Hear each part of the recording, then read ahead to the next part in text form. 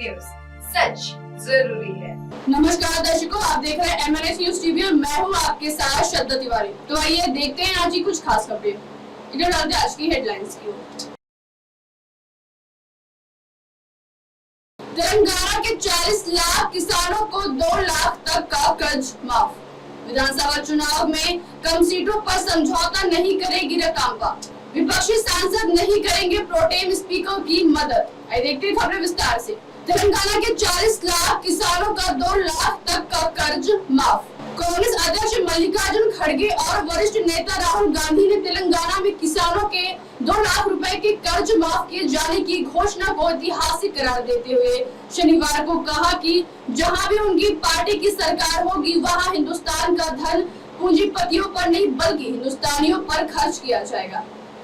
तेलंगाना के मुख्यमंत्री रेवंत रेड्डी ने शुक्रवार को राज्य मंत्रिमंडल की बैठक के बाद कहा था कि 12 दिसंबर 2018 से 9 दिसंबर 2023 के बीच जिन किसानों ने 2 लाख रुपए तक का कर्ज लिया है उन्हें एक मुश्त माफ कर दिया जाएगा।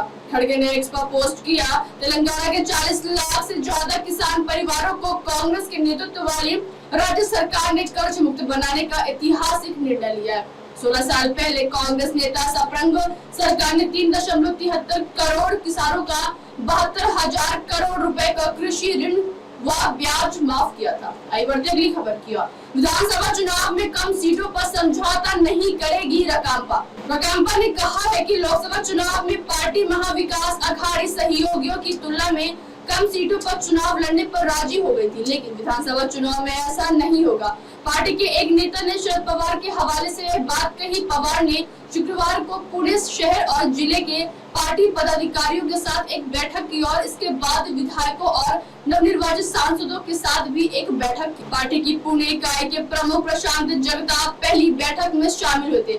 जगताप ने बताया कि बैठक में पवार ने सदस्यों से कहा कि पार्टी ने लोकसभा चुनाव में कम सीटों पर चुनाव सिर्फ इसलिए लड़ा ताकि यह सुनिश्चित हो सके कि शिवसेना और कांग्रेस के साथ गठबंधन बरकरार रहे। उन्होंने संकेत दिए हैं कि विधानसभा चुनाव में स्थिति अलग होगी। जगताप ने बताया कि पवार ने पुणे, बारामती, मावल और शिरूर लोकसभा निर्वाचन क्षेत्र में आने वाले विधानसभा क्षेत्रों में स्थिति की भी समीक्षा की।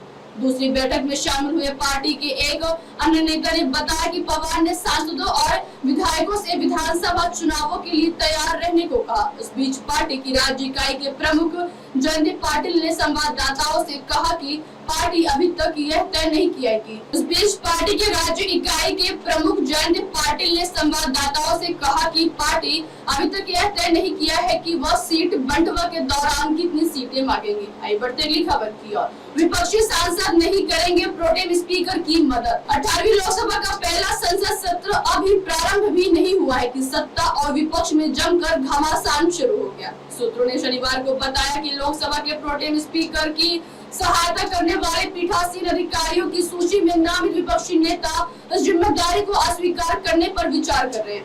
यह घटनाक्रम ऐसे समय में सामने आया है जब विपक्षी दलों ने भर्तृहरि महताब को प्रोटेम स्पीकर के रूप में नियुक्त करने पर आपत्ति जताई है।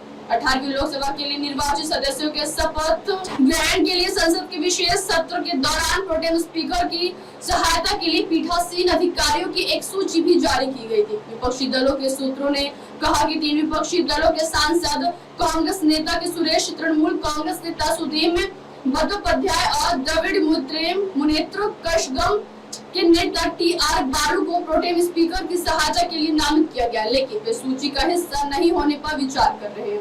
अब आप हमारे न्यूज चैनल को आपके मोबाइल पर भी देख सकते हैं। मोबाइल ऐप पर देखने के लिए प्ले स्टोर से MNS news TV app download करें। इंस्टा, ट्विटर जैसे कई सोशल मीडिया प्लेटफॉर्म पर हमारा चैनल उपलब्ध है। आप इस वीडियो पर भी देख सकते हैं, आप इसे लाइव भी देख सकते हैं www.mnsnewstv.com पर।